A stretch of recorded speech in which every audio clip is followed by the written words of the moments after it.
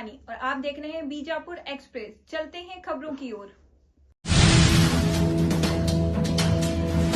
ಬೇಕೇ ಬೇಕು ನ್ಯಾಯ ಬೇಕು. ರೈತ ವಿರೋಧಿ ರಾಜ್ಯ ಸರ್ಕಾರಕ್ಕೆ ಧಿಕ್ಕಾರ, ಧಿಕ್ಕಾರ. ರೈತರ ಬಗ್ಗೆ ಕಾಳಜಿ ಇರದ ರಾಜ್ಯ ಸರ್ಕಾರಕ್ಕೆ ಧಿಕ್ಕಾರ, ಧಿಕ್ಕಾರ.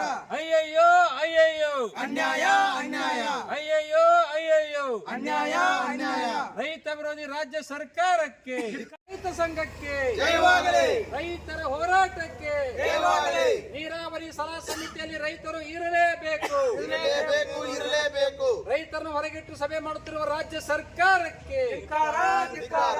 ಐಸಿಸಿ ಸಭೆಯಿಂದ ಹೊರಗೆ ಹಾಕಿದ ರಾಜ್ಯ ಸರ್ಕಾರಕ್ಕೆ ಧಿಕ್ಕಾರ, ಧಿಕ್ಕಾರ. ಅಯ್ಯಯ್ಯೋ ಅಯ್ಯಯ್ಯೋ ಅನ್ಯಾಯ ಅನ್ಯಾಯ ಅಯ್ಯಯ್ಯೋ ಅಯ್ಯಯ್ಯೋ ಅನ್ಯಾಯ ಅನ್ಯಾಯ. ನೀರಾವರಿ ಸಲಹಾ ಸಮಿತಿಯಲ್ಲಿ ರೈತರು ಇರಲೇಬೇಕು. ಇರಲೇಬೇಕು ಇರಲೇಬೇಕು. ರೈತ ವಿರೋಧಿ ರಾಜ್ಯ ಸರ್ಕಾರಕ್ಕೆ ಧಿಕ್ಕಾರ, ಧಿಕ್ಕಾರ.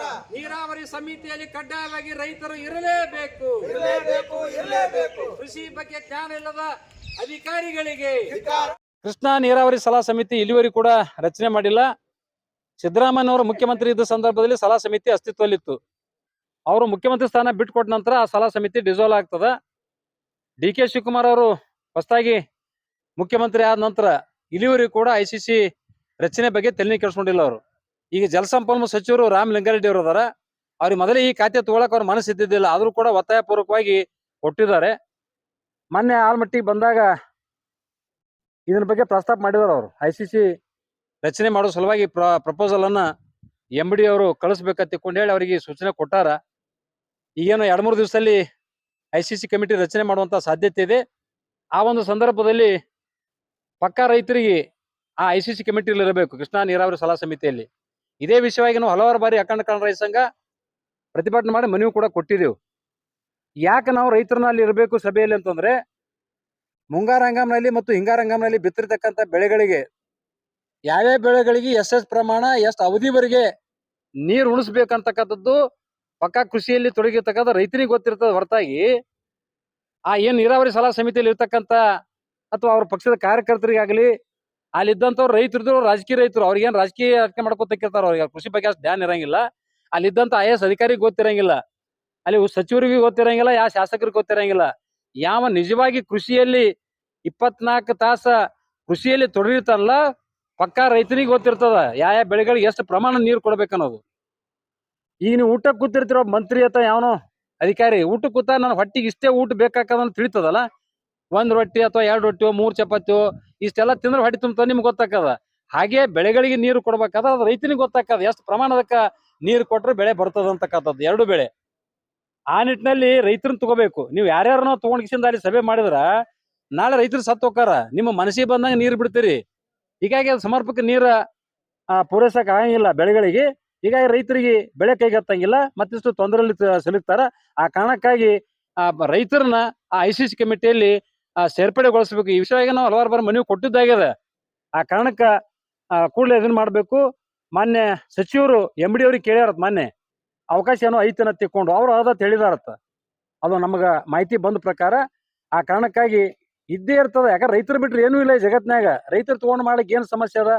ಅಧಿಕಾರ ಕೊಟ್ಟವ್ರೆ ರೈತರು ಇವರಿಗೆ. ಮತ್ತೆ ರೈತರನ್ನ ಹೊರಗೆ ಇಟ್ಕಿಸಿ ನೀವು ICC ಕಮಿಟಿ ಮಾಡ್ತೀರ, ಕಮಿಟಿ ಮಾಡಿ ಇವತ್ತು ಸಭೆ ಮಾಡ್ತೀರಪ್ಪ ಅಂದ್ರೆ ಯಾವ ಲೆಕ್ಕಾಚಾರ, ಯಾವ ನಿಮ್ಮ ಸಂಸ್ಕೃತಿ ಇದು? ಅದ ಕಾರಣಕ್ಕಾಗಿ ಏನ್ ಹೊಸದಾಗಿ ರಚನೆ ಮಾಡ್ತೀರಿ ICC ಕಮಿಟಿ, ಅದರಲ್ಲಿ ರೈತ ಮುಖಂಡರು ಇರಬೇಕು, ರೈತರು ಇರಬೇಕು. ರೈತರ ಮುಖಂಡರು ಯಾಕೆ ಇರ್ಬೇಕಂತಂದ್ರ ಅಲ್ಲಿ ನೀರು ಬಿಡ್ಸಕ್ ಹೋರಾಟ ಮಾಡೋರು ನಾವೇ. ಆ ರೈತರಿಗೆ ಎಷ್ಟು TMC ಏನು ಕ್ಯೂಸಕ್ ಅವ್ರಿಗೆ ಗೊತ್ತಾಗಿಲ್ಲ. ಆ ವಿಷಯದ ನಾವು ಹೋರಾಟ ಮಾಡಿ ನಮಗ್ ಮನವರಿಕೆ ಇರ್ತದ, ಅದನ್ನ ತಿಳಿಸಿ ಹೇಳಕ್ ಅನುಕೂಲ ಆಗ್ತದ. ಆದ್ರೆ ಬೆಳೆಗಳಿಗೆ ನೀರು ಉಣಿಸೋದು ಯಾವ ಕಾಲಕ್ರಮ ಪಕ್ಕ ರೈತನಿಗೆ ಬರ್ತದ. ಅದಕ್ಕೆ ರೈತರು ಮತ್ತು ರೈತ ಮುಖಂಡ ಒಳಗೊಂಡಂತೆ ಆ ICC ಕಮಿಟಿಯಲ್ಲಿ ಅವರ ನೇಮಕಾತಿ ಮಾಡಕ್ ಹೋಗತಿ. ಈ ಸಂದರ್ಭದಲ್ಲಿ ನಾವು ಒತ್ತಾಯ ಪಡಿಸ್ತಾ ಇದ್ದೇವೆ. ಅರವಿಂದ್ ಕುಲಕರ್ಣಿ, ಅಖಂಡ ಕರ್ನಾಟಕ ರೈತ ಸಂಘದ ರಾಜ್ಯ ಪ್ರಧಾನ ಕಾರ್ಯದರ್ಶಿ. ಇವತ್ತು ಏನು ನಮ್ಮ ಅಖಂಡ ಕರ್ನಾಟಕ ರೈತ ಸಂಘದ ವತಿಯಿಂದ ಮಾನ್ಯ ಜಲಸಂಪನ್ಮೂಲ ಸಚಿವರಾದಂತ ರಾಮ್ ಲಿಂಗಾರೆಡ್ಡಿ ಅವರಿಗೆ ಮನವಿಯನ್ನು ಕೊಡ್ತಾ ಇದ್ದೇವೆ. ಏನ್ ಮನವಿಪ್ಪ ಅಂದ್ರೆ, ಒಂದು ಕೃಷ್ಣಾ ಮೇಲ್ದಂಡೆ ಯೋಜನೆಯ ನೀರಾವರಿ ಸಮಿತಿಯಲ್ಲಿ ರೈತರನ್ನು ಆ ಸಮಿತಿಯಲ್ಲಿ ತೊಡಗಿಸಿಕೋಬೇಕು ಅಂತಂದ ನಾವೊಂದು ಮನವಿ ಕೊಡ್ತಾ ಇದ್ದೇವೆ. ಏಕೆ ಅಂದ್ರೆ ರೈತರ ಒಂದು ಬೆಳೆಗಳಿಗೆ ಯಾವ ವೇಳೆಯಲ್ಲಿ ಯಾವ ಸಮಯದಲ್ಲಿ ನೀರನ್ನು ಹರಿಸಬೇಕು ಅನ್ನೋದನ್ನ ರೈತರಿಗೆ ಹಾಗೂ ರೈತ ಹೋರಾಟಗಾರರಿಗೆ, ರೈತ ಚಿಂತಕರಿಗೆ ಅದರ ಬಗ್ಗೆ ಒಂದು ಅನುಭವ ಇರುತ್ತೆ. ಅದರ ಸಲುವಾಗಿ ಈ ಒಂದು ಸಮಿತಿಯಲ್ಲಿ ಮುಂಗಾರು ಹಂಗಾಮಿನಲ್ಲಿ ಯಾವ ಬೆಳೆಗಳನ್ನ ನಮ್ಮ ಜಿಲ್ಲೆಯಲ್ಲಿ ಬೆಳೀತಾರೆ, ಬಾಗಲಕೋಟೆ ಜಿಲ್ಲೆಯಲ್ಲಿ ಬೆಳೀತಾರೆ, ವಿಜಯಪುರ ಜಿಲ್ಲೆಯಲ್ಲಿ ಬೆಳೀತಾರೆ, ರಾಯಚೂರಲ್ಲಿ ಬೆಳೀತಾರೆ ಮತ್ತು ಗುಲ್ಬರ್ಗಾದಲ್ಲಿ ಬೆಳೀತಾರೆ ಅನ್ನೋದು ಆ ರೈತರಿಗೆ ಅದ್ರ ಬಗ್ಗೆ ಒಂದು ಅನುಭವ ಇರ್ತದೆ. ಅದೇ ತರನಾಗಿ ಹಿಂಗಾರಿ ಹಂಗಾಮಿನಲ್ಲಿ ಯಾವ ಬೆಳೆಗಳನ್ನು ಬೆಳೀತಾರೆ ಅನ್ನೋದು ಆ ರೈತರಿಗೆ ಹಾಗೂ ಆ ಸ್ಥಳದಲ್ಲಿರುವಂತ ಅವರ ವಾಸ್ತವಿಕವಾಗಿ ಅವರಿಗೆ ಅದ್ರ ಬಗ್ಗೆ ಅನುಭವ ಇರುತ್ತದೆ. ಅದರ ಸಲುವಾಗಿ ತಾವು ನಮ್ಮ ಈ ಒಂದು ಸಮಿತಿಯಲ್ಲಿ ಒಂದು ಅಖಂಡ ಕರ್ನಾಟಕ ರೈತ ಸಂಘದ ಪರವಾಗಿ ಒಂದು ಜಿಲ್ಲಾಧಿಕಾರಿಗಳ ಮುಖಾಂತರ ಒಂದು ಜಲಸಂಪನ್ಮೂಲ ಸಚಿವರಿಗೆ ಒಂದು ಮನವಿಯನ್ನು ಕೊಡ್ತಾ ಇದ್ದೇವೆ. ಅದರ ಸಲುವಾಗಿ ಇದು ನಮ್ಮ ಒಂದು ರೈತರ ಹೋರಾಟ. ಈ ಹೋರಾಟಕ್ಕೆ ತಾವು ಸ್ಪಂದನೆ ಮಾಡಬೇಕು ಅಂತಂದ ಈ ಸಂದರ್ಭದಲ್ಲಿ ನಾನು ಕೇಳ್ಕೊಳ್ತಾ ಇದ್ದೇನೆ. ಬಸವರಾಜ್ ಸಿದ್ದಾಪುರ್, ಅಖಂಡ ಕರ್ನಾಟಕ ರೈತ ಸಂಘದ ಜಿಲ್ಲಾ ಪ್ರಧಾನ ಕಾರ್ಯದರ್ಶಿಗಳು. ಮಾನ್ಯ ಜಿಲ್ಲಾಧಿಕಾರಿಗಳು ವಿಜಯಪುರವರ ಮೂಲಕ ಸನ್ಮಾನ್ಯ ಶ್ರೀ ರಾಮಲಿಂಗಾರೆಡ್ಡಿ ಅವರು, ಮಾನ್ಯ ಜಲಸಂಪನ್ಮೂಲ ಸಚಿವರು ಕರ್ನಾಟಕ ಸರ್ಕಾರ ವಿಧಾನಸೌಧ ಬೆಂಗಳೂರು ಹಾಗೂ ಮಾನ್ಯ ವ್ಯವಸ್ಥಾಪಕ ನಿರ್ದೇಶಕರು ಕೃಷ್ಣಾ ಭಾಗ್ಯ ಜಲ ನಿಗಮ ಆಲಮಟ್ಟಿ ಇವರಿಗೆ ವಿಷಯ ನೀರಾವರಿ ಸಲಹಾ ಸಮಿತಿ ICCಯಲ್ಲಿ ರೈತ ಮುಖಂಡರು ಹಾಗೂ ರೈತರನ್ನು ಸೇರ್ಪಡೆ ಮಾಡುವ ಕುರಿತು ಮಾನ್ಯ ಅಖಂಡ ಕರ್ನಾಟಕ ರೈತ ಸಂಘ ಇವರ ಕರ್ನಾಟಕ ರಾಜ್ಯ ರೈತ ಸಂಘ ಇವರ ಸಂಯುಕ್ತ ಆಶ್ರಯದಲ್ಲಿ ಒತ್ತಾಯಪಡಿಸುವುದಾದರೆ ಆಲಮಟ್ಟಿ ಲಾಲ್ ಬಹದ್ದೂರ್ ಶಾಸ್ತ್ರಿ ಅಣೆಕಟ್ಟು ನಿರ್ಮಾಣಕ್ಕಾಗಿ ವಿಜಯಪುರ ಹಾಗೂ ಬಾಗಲಕೋಟೆ ಅವಳಿ ಜಿಲ್ಲೆಯ ರೈತರ ತ್ಯಾಗ ಬಹಳ ದೊಡ್ಡದಾಗಿದೆ. ರೈತರು ತಮ್ಮ ಫಲವತ್ತಾದ ಭೂಮಿಯನ್ನು ಕಳೆದುಕೊಂಡಿದ್ದಾರೆ. ಸರ್ಕಾರ ಕೊಟ್ಟ ಹುಡಿಗಾಸು ಪರಿಹಾರ ತೆಗೆದುಕೊಂಡು ಕುಟುಂಬ ನಿರ್ವಹಣೆ ಮಾಡಲು ಸಾಧ್ಯವಾಗದ ಕಾರಣ ಬೇರೆ ರಾಜ್ಯಗಳಿಗೆ ಗುಳೆ ಹೋಗಿದ್ದಾರೆ. ಇಷ್ಟೊಂದು ತ್ಯಾಗ ಮಾಡಿದ ಅವಳಿ ಜಿಲ್ಲೆಯ ರೈತರಿಗೆ ಬೆಳೆಗಳಿಗೆ ಅಗತ್ಯವಿದ್ದ ಸಂದರ್ಭದಲ್ಲಿ ಕೇಳಿದಾಗ ನೀರು ಕೊಡುವುದಿಲ್ಲ ಮತ್ತು ವಿವಿಧ ಬೆಳೆಗಳಿಗೆ ಯಾವ ಸಂದರ್ಭದಲ್ಲಿ ನೀರು ಅಗತ್ಯವಿದೆ ಎಂಬುದು, ಎಷ್ಟು ಪ್ರಮಾಣದಲ್ಲಿ ನೀರನ್ನು ಬೆಳೆಗೆ ಉಳಿಸುವುದು, ಯಾವ ಅವಧಿವರೆಗೆ ನೀರು ಒದಗಿಸಬೇಕೆಂದು ರೈತರಿಗೆ ಮಾತ್ರ ಗೊತ್ತಿರುತ್ತದೆ. ಬೆಳೆಗಳಿಗೆ ನೀರು ಒದಗಿಸಲು, ಕಾಲುವೆಗಳಿಗೆ ನೀರು ಹರಿಸಲು ಪ್ರತಿ ಬಾರಿಯೂ ನೀರಾವರಿ ಸಲಹಾ ಸಮಿತಿ ಸಭೆಯಲ್ಲಿ ತೀರ್ಮಾನಿಸಬೇಕಾಗುತ್ತದೆ. ನೀರು ಹರಿಸಲು ನಿರ್ಣಯ ತೆಗೆದುಕೊಳ್ಳುವಾಗ ಯಾವೊಬ್ಬ ರೈತರು ಅಥವಾ ರೈತಪರ ಹೋರಾಟಗಾರರು ಸಲಹಾ ಸಮಿತಿ ಸಭೆಯಲ್ಲಿ ಇರುವುದಿಲ್ಲ. ಇಲ್ಲಿವರೆಗೂ ಕೂಡ ICC ಸಭೆಯಲ್ಲಿ ಇರಲು ಅವಕಾಶ ನೀಡಿಲ್ಲ. ಇದರ ರೈತರಿಂದ ಮಾಹಿತಿ ಪಡೆದುಕೊಳ್ಳದೆ ಅವೈಜ್ಞಾನಿಕ ನೀರು ಹರಿಸಲು ತೀರ್ಮಾನ ತೆಗೆದುಕೊಳ್ಳಲಾಗುತ್ತಿದೆ. ಇದರಿಂದ ಬೆಳೆಗಳಿಗೆ ಸಮರ್ಪಕವಾಗಿ ನೀರು ಪೂರೈಕೆಯಾಗಿದೆ, ಬೆಳೆಗಳು ರೈತರ ಕೈ ಸೇರುವುದಿಲ್ಲ. ಆದ್ದರಿಂದ ICC ಸಭೆಯಲ್ಲಿ ಕಡ್ಡಾಯವಾಗಿ ರೈತರನ್ನು ಸಮಿತಿಯಲ್ಲಿ ಸೇರ್ಪಡೆ ಮಾಡಿಕೊಳ್ಳಬೇಕು.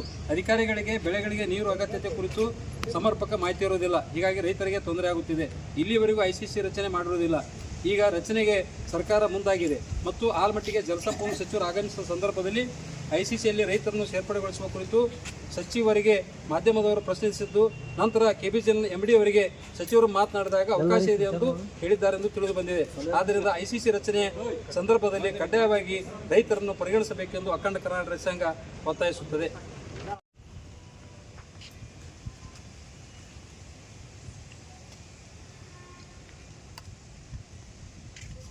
Okay sir.